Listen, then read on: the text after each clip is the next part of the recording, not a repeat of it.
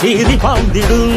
எங்கள் அண்ணன் உதயநிதியை உலக போற்றிடும் தங்க தலைவரின் வீர புதல்வரே